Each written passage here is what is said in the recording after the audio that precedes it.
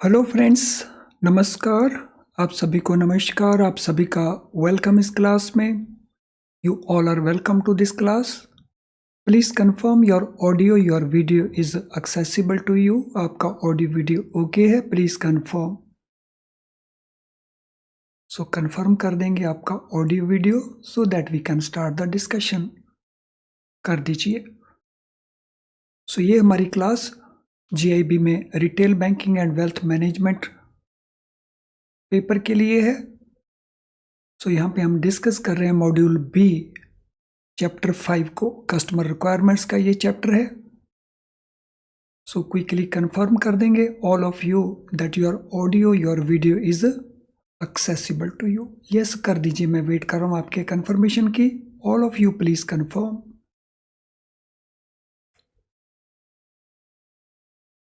तो इस लेसन में हम डिस्कस करेंगे customer requirement about service quality.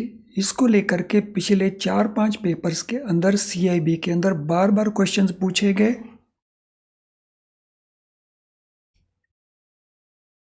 Customer requirements about service quality.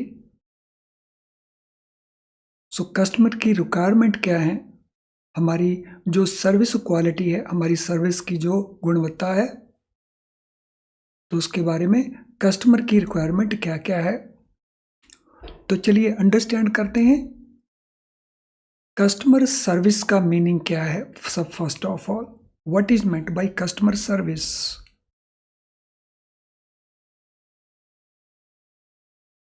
Customer service का मीनिंग है meeting customer needs and expectations completely,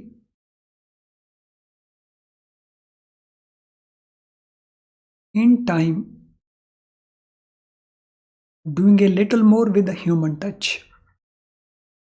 कितने सारे इंपॉर्टेंट एस्पेक्ट हैं इस स्मॉल डेफिनेशन के अंदर। सो पहला पार्ट, हमने कस्टमर की नीड को मीट करना है।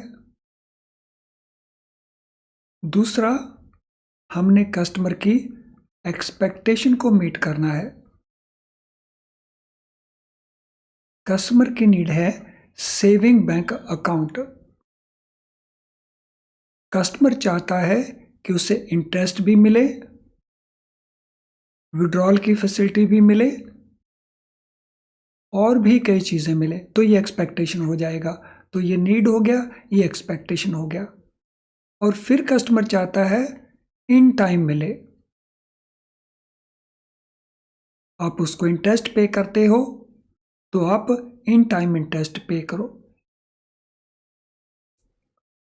और साथ में there should be human touch also.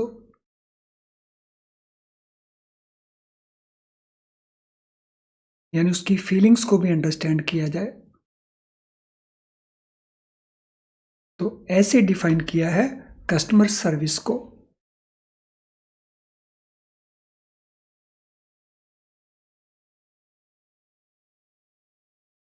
So it is a set of activities performed to enhance the level of customer satisfaction। तो कस्टमर सर्विस क्या है? It is a set of activities, it a group of activities for the purpose of increasing customer satisfaction। Customer satisfaction को increase करने के लिए जो एक set of activities है which we will perform, so that is customer service.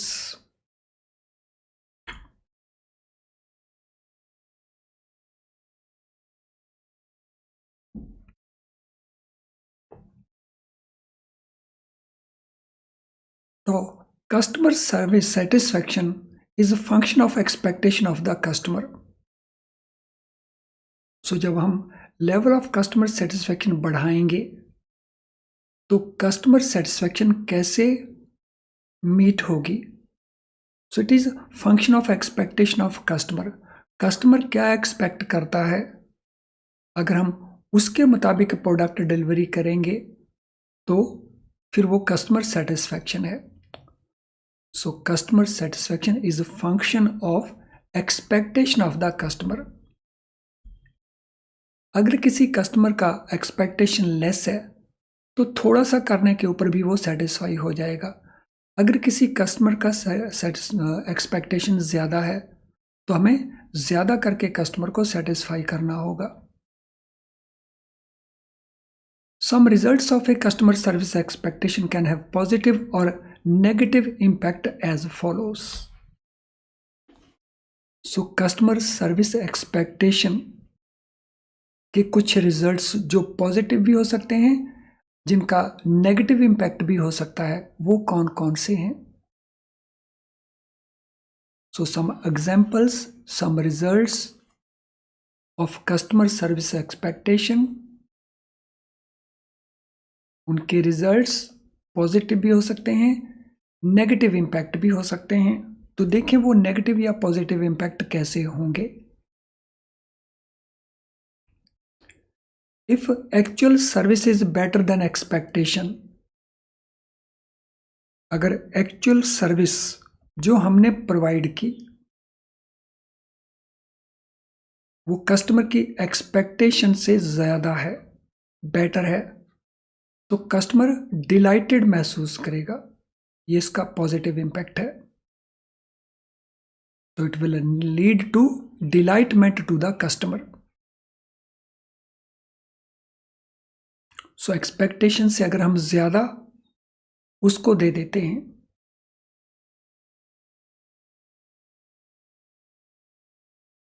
Second, if actual service matches the expectation, तो अगर actual service जो हमने दी वो उसकी एक्सपेक्टेशन को मीट करती है, तो it will lead to customer satisfaction.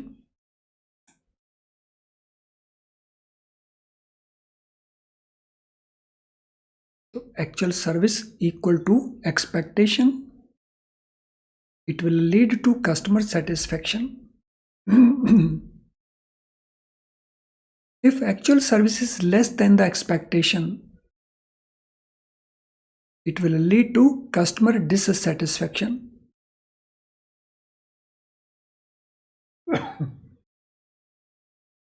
तो दिस मीन्स हमारे पास 3 लेवल्स आ गए। So one is dissatisfaction level, then we have satisfaction level, and then we have delight level.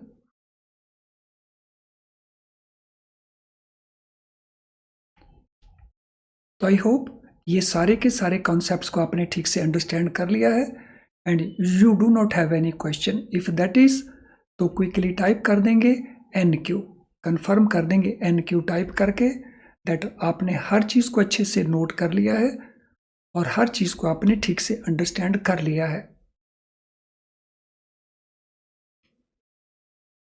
So paper में यदि इन्हीं के क्वेश्चंस बन के आते हैं तो फिर हमें वहाँ पे कंफ्यूजन होना शुरू होता है, जब हमें ठीक से अंडरस्टैंड हमने उस पार्ट को नहीं किया है तो।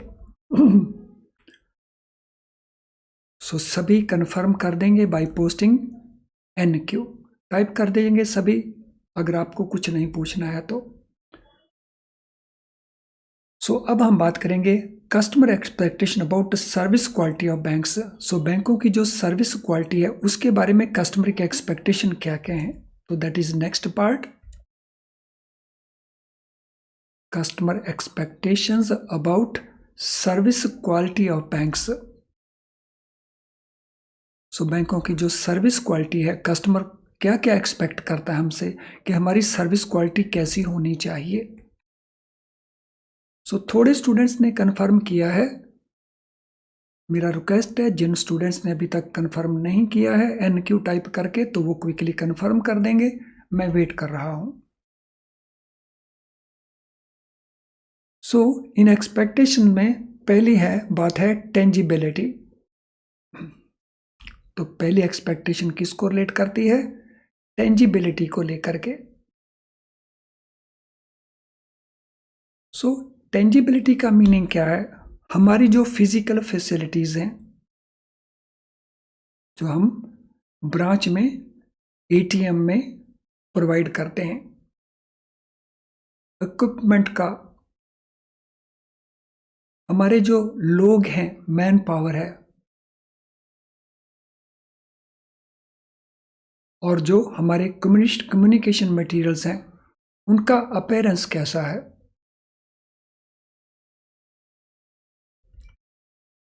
सो कस्टमर एक्सपेक्ट करता है कि हमारी फिजिकल फैसिलिटीज अच्छी हों, हमारा जो एम्बियंस है, हम जो इक्विपमेंट यूज करते हैं अपडेटेड हों, हमारे जो पर्सनल्स हैं, लोग हैं, वो अपडेटेड हों, उनका अपीयरेंस पार्ट अच्छा हो और वो ठीक से कम्युनिकेट कर पाए।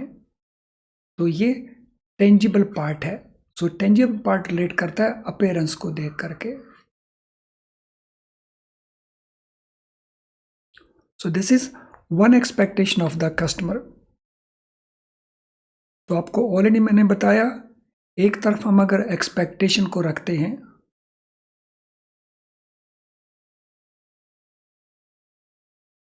और दूसरी तरफ अगर हम एक्चुअल को रखते हैं, तो इनमें 3 सिचुएशंस हमने क्रिएट की थी। एक situation expectation more than actual, एक situation expectation equal to actual और एक expectation equal less than actual. तो इस केस में देर इज डिलाइट, इस केस में देर इज सेटिस्फैक्शन, इस केस में देर इज डिससेटिस्फैक्शन। तो अगर हमारी फिजिकल फैसिलिटीज का जो अपीयरेंस है, जो उसकी एक्सपेक्टेशन है उससे कम है, तो नेचुरली उसको डिससेटिस्फैक्शन मिलेगी। अगर हमारे लोग वो ठीक से कम्युनिकेट नहीं कर रहे तो उसको डिससेटिस्फैक्शन मिलेगी। चलिए अगला एक्सपेक्टेशन देखते हैं, रिलायबिलिटी। रिलायबिलिटी तो ability to perform promised services dependently, ability to perform promised service dependently and accurately। So जो सर्विस हमने प्रॉमिस की है वो डिपेंडेबल हो और एक्यूरेट भी हो, डिपेंडेबल हो और एक्यूरेट भी हो। तो यहां पे मैं आपको एक सिंपल सा क्वेश्चन पूछता हूं, आप क्या प्रैक्टिस फॉलो करते हैं। So there is a customer called X, he comes to you to get a demand draft issued and draft का वैल्यू है लेट अस से 38,950 rupees. He is not maintaining account with you, so he says कि मुझसे cash ले लो और अपना commission ले लो और मुझे ये डीडी इशू कर दो। So will you allow this DD to be issue to him और नॉट। तो ये क्वेश्चन मैं आपसे पूछ रहा हूं। सो कस्टमर एक्सपेक्ट करता है कि ये डीडी आप इशू कर देंगे, तो will you issue this DD when he tenders the cash.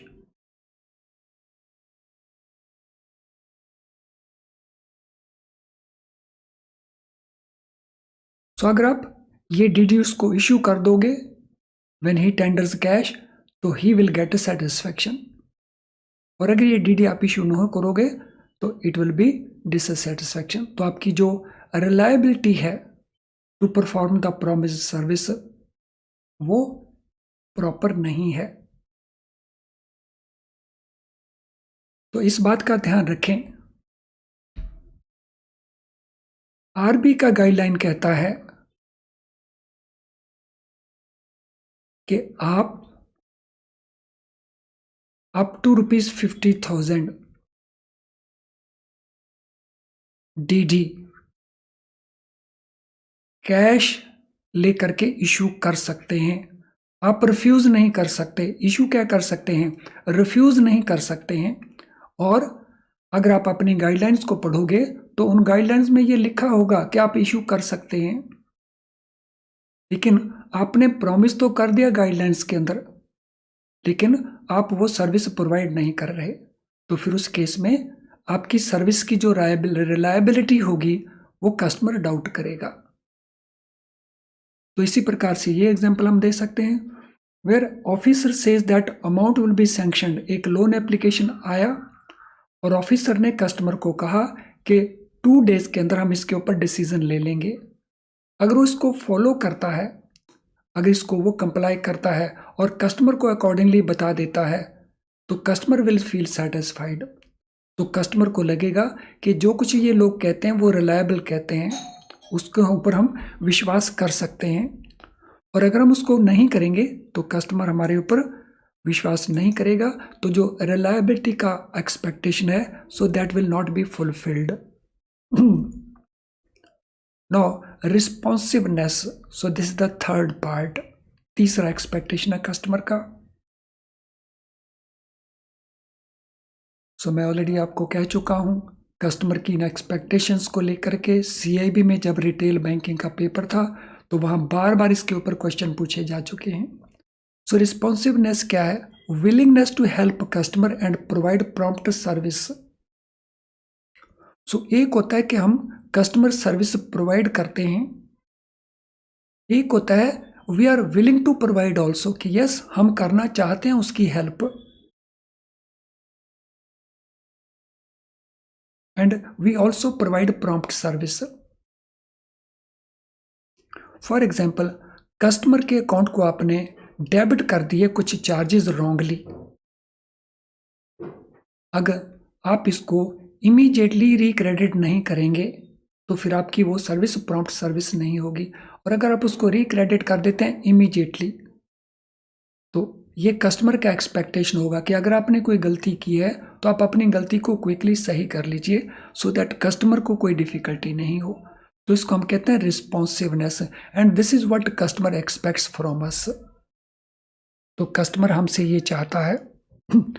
और ध्यान रखिए, we are a commercial organisation, हम एक कमर्शियल ऑर्गेनाइजेशन है। हम एक्सक्यूजेस के साथ अगर आएंगे तो बात नहीं बनेगी, उसको भी आगे जाके एक्सपेक्टेशन में हम लेंगे। Then assurance, so this is next expectation of the customer, assurance. What is meant by assurance? So assurance हमारी competence का, that we possess required skills and knowledge to perform the service, whether we are competent or not. अभी मैंने आपको example दिया था DD issue करने का, DD in cash. ज्यादातर बैंक एम्प्लॉइज जो प्रैक्टिस फॉलो करते हैं, वो प्रैक्टिस ये फॉलो करते हैं कि DD हम कैश में इशू नहीं करेंगे, जबकि रूल क्या कहता है, अप टू 50,000 आप DD इशू करेंगे by obtaining ID etcetera. ID वगैरह ले लो कस्टमर का और DD इशू कर सकते हैं हम, और ये रिजर्व बैंक ऑफ इंडिया की गाइडलाइंस भी हैं। अगर हमें इनके बारे में जानकारी नहीं है तो it mean we are not having a required skill और required knowledge to perform the service. तो कस्टमर चाहता है कि हम कॉम्पिटेंट हों, but we are not competent, तो हम कस्टमर को एश्योरेंस नहीं दे सकते। कस्टमर को विश्वास नहीं होगा आप हमारे ऊपर कि ये बैंक प्रॉपर सर्विस देता है, तो अच्छा कस्टमर हमारे पास नहीं आएगा। देन एश्योरेंस में नेक्स्ट पार्ट है कर्टसी। सो कस्टमर का अगर कोई इश्यू है तो हम politely, with respect, with friendliness feeling हम उसके साथ पेश आएंगे। जो कॉन्टैक्ट पर्सन है, यानी कॉन्टैक्ट पर्सन मीन्स आप लोग, तो we will be polite, we will be respectful and we will be friendly to the customer, अगर हमने उसका बिजनेस लेना है। So this is second assurance. Third assurance is credibility.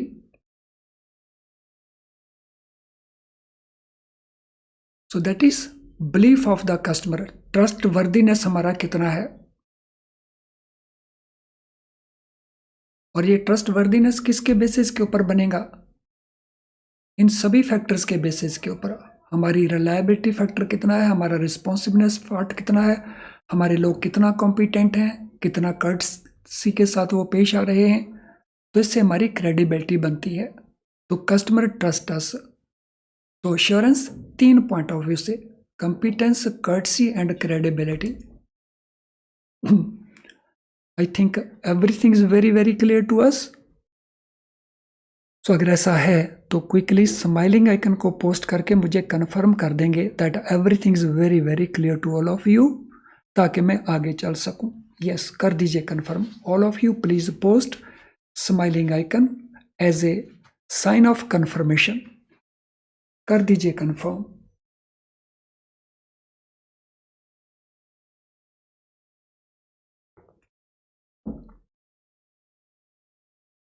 Yes, do it quickly.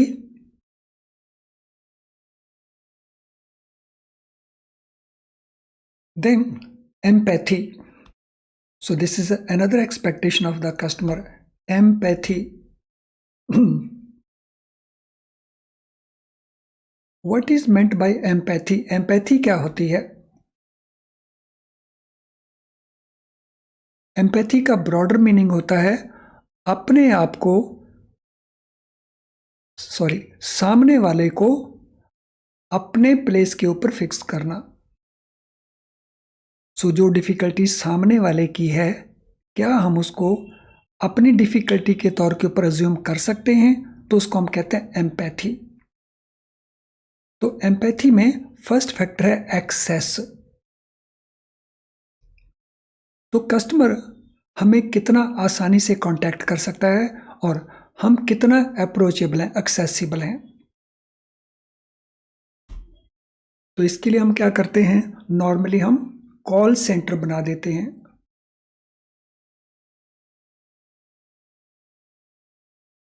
Email facility provide कर देते हैं. तो ये सारे के सारे एक्सेस को लेके हैं कि वेदर हम अप्रोचेबल हैं या कस्टमर हमें कांटेक्ट करना चाहते हैं तो कितनी आसानी से कस्टमर हमें कांटेक्ट कर सकता है. So one part is access. Second is communication. So communication, so we will be informing the customer in the language which they understand. तो यहाँ पे हमारी जो रीजनल लैंग्वेज है उसको यूज करने का इंपॉर्टेंस आ जाता है. सो रीजनल लैंग्वेजेस, उसके पीछे ऑब्जेक्टिव है कि कम्युनिकेशन लैंग्वेज बैरियर के कारण गैप ना हो. Understanding the customer. So empathy का ये तीसरा पार्ट है, कस्टमर को, कस्टमर की रिक्वायरमेंट को अंडरस्टैंड करना. So making efforts to know customer and their needs. तो कस्टमर को जानना और कस्टमर की ज़रूरत को जानना. तो ये एम्पैथी का तीसरा पार्ट है.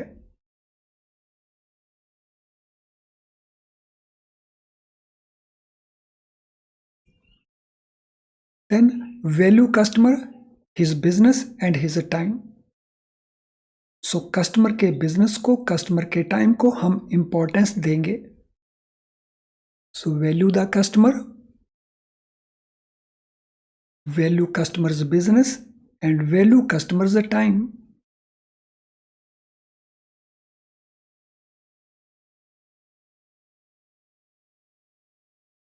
Welcome and greet the customer when he walks in. तो ये एक्सपेक्ट करता है कस्टमर. ये नहीं मैं कहता हूं कि आप करें या ना करें, ये कस्टमर की एक्सपेक्टेशन है. क्योंकि आज का हमारा जो सेशन है वो कस्टमर एक्सपेक्टेशन के ऊपर ही है. सो ही एक्सपेक्ट्स कि उसको वेलकम किया जाए, उसको ग्रीट किया जाए जब वो आपकी ब्रांच में आता है.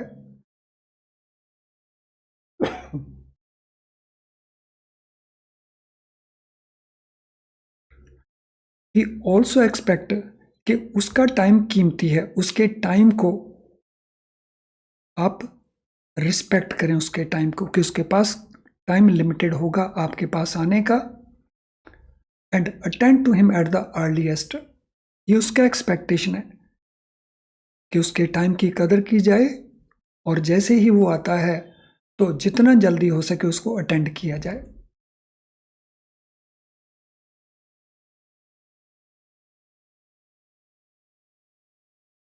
Then provide solutions not excuses, उसको सॉल्यूशन प्रोवाइड करें। ये कस्टमर की एक्सपेक्टेशन है कि जब वो बैंक में वॉक इन करता है तो लोग हम ये नहीं कर सकते, उसके लिए रीजंस दें। ये कस्टमर नहीं चाहता, कस्टमर चाहता है कि जो वो कहा उसने उसको वो प्रोवाइड किया जाए। So when customer expresses a concern or raises an issue, do not deny or give excuses, rather offer help by providing possible solution. तो ये कस्टमर का एक्सपेक्टेशन है कि जब किसी के बारे में, किसी चीज़ के बारे में वो अपना कंसर्न आपको बताता है या कोई इशू रेज करता है तो उसको बहानेबाजी मत करें। सो जैसे मैंने आपको DD in cash,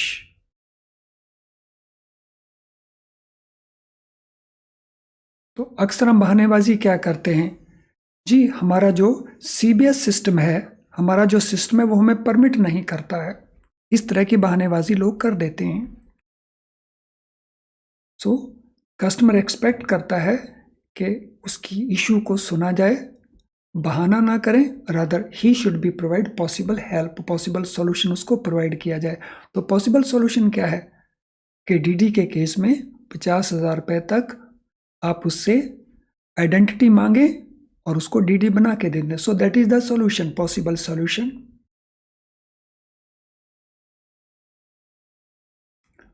understand customer queries and concern. So customer की क्वेरी को अंडरस्टैंड करें, कस्टमर जो पूछ रहे हैं उसको अंडरस्टैंड करें। और उसके लिए हमें क्या करना पड़ेगा, उसकी प्रॉब्लम को सुनना पड़ेगा। So we have to listen to customer. ये कस्टमर एक्सपेक्ट करता है that he will be listened to.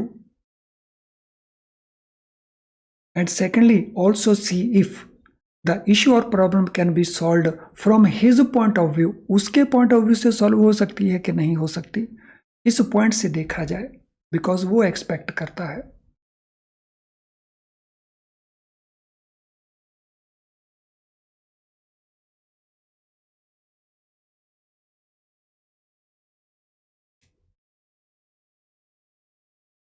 So I am sure कि ये सारे एस्पेक्ट्स आपने ठीक से नोट कर लिए हैं और इनको ठीक से अंडरस्टैंड भी कर लिया है। अब क्विकली जिन जिन का भी लाइक डिसलाइक बचा हुआ है वो क्विकली लाइक डिसलाइक को कंप्लीट कर देंगे। और अगर आप हमारे चैनल के इस वीडियो को सब्सिक्वेंटली वॉच कर रहे हैं तो आप को अगर वीडियो अच्छा लग रहा है तो इसको लाइक ज़रूर करें, और अगर अच्छा नहीं लग रहा तो आप डिसलाइक भी कर सकते हैं, आपके पास दोनों ही ऑप्शंस हैं।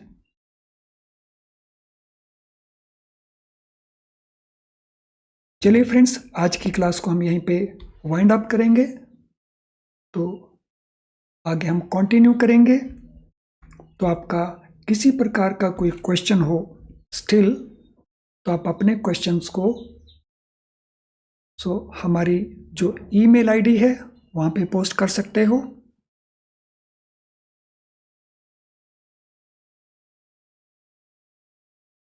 और अगर इस लेसन के साथ रिलेटेड कोई आपका क्वेश्चन है तो कमेंट बॉक्स में टाइप कर सकते हो। तो अगर इस लेसन के साथ आपका इशू नहीं है तो आप यहाँ पे ईमेल कर दीजिए, और अगर इस लेसन के साथ कुछ भी है तो फिर कमेंट बॉक्स में अपने क्वेश्चन को टाइप कर देना and we will answer it. तो इस बात का ध्यान रखना है कि इस ईमेल आईडी के ऊपर आपने इस लेसन के साथ रिलेटेड क्वेरी नहीं डालना, तो वो कमेंट बॉक्स में डाल देना। और अगर आपका कोई और क्वेरी है हमारे कोर्सेज को लेकर के या हमारी फैसिलिटीज़ को लेके, तो उसके लिए आप इस ईमेल आईडी को यूज़ कर सकते हैं। चलिए आज के लेसन को, आज के सेशन को हम वाइंड अप करते हैं। Thank you friends.